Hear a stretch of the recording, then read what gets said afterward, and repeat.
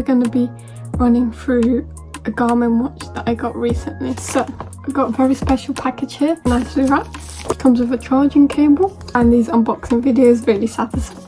So this is the Garmin Forerunner 5.7, and it's a 42. Personally, I have quite small wrists, so I wanted one that would fit me. I was debating for a long time whether to stick with the Garmin or go for a Corsa, but for this one I thought I'd just check out the Garmin, and maybe if I want later on to switch to a Corsa.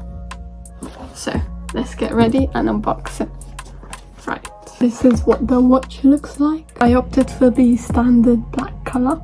And if you don't like the strap, I know you can get various ones online.